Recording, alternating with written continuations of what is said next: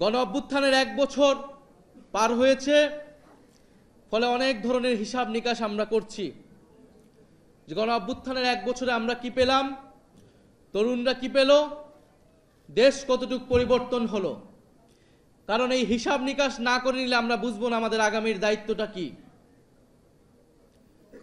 গণ অভ্যুত্থানের 1 বছরে আমাদের আকাঙ্ক্ষা পূরণ হয় নাই।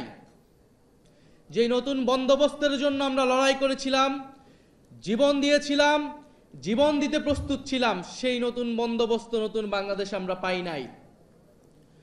ফলে আমরা সেই সময় থেকে এখন পর্যন্ত বলে এসেছি, এই জন্য আমাদের জুলাই গণ অভ্যুত্থান সমাপ্ত হয় নাই। আমাদের এই লড়াই, তরুণদের এই লড়াই, এই দায়িত্ব সমাপ্ত হয় নাই।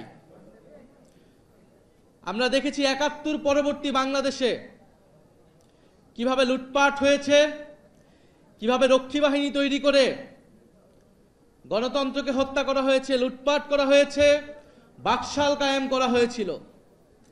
আমরা দেখেছি ৯০-এর গণ অভ্যুত্থানের পরেও যেই প্রতিশ্রুতি জনগণকে দেওয়া হয়েছিল, ছাত্র সমাজকে দেওয়া হয়েছিল, সেই প্রতিশ্রুতি রক্ষা করা হয় নাই।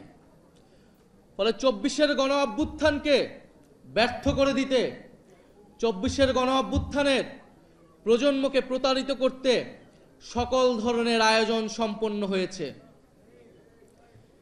কিন্তু আমরা বলতে চাই, সমীকরণ এখনই শেষ হয়ে যায় নাই। ফলে যারা এখনই সমীকরণ মিলায় ফেলছে, তারা ভুল পথে হাঁটছে। গণ অভ্যুত্থানের শক্তি, তারুণ্যের শক্তি এখনো রাজপথে আছে, এখনো মাঠে আছে।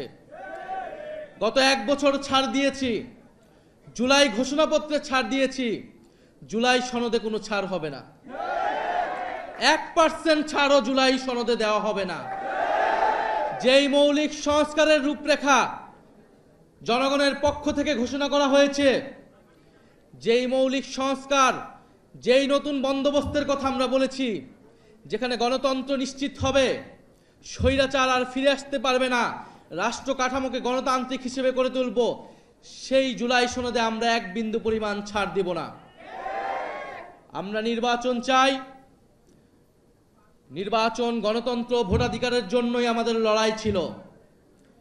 কিন্তু আমরা এর সাথে এও বলেছি, পরিবর্তনের মধ্য দিয়ে বাংলাদেশকে যেতে হবে।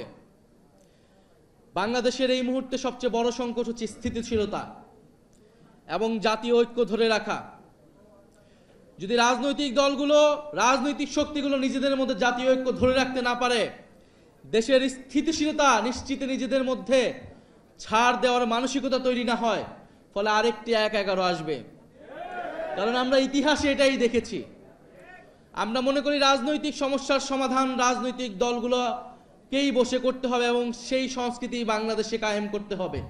যদি রাজনৈতিক দলগুলো ব্যর্থ হয়, লাভবান হবে ডিজিএফআই, লাভবান হবে অরাজনৈতিক শক্তি, লাভবান হবে বিভিন্ন বৈদেশিক শক্তি।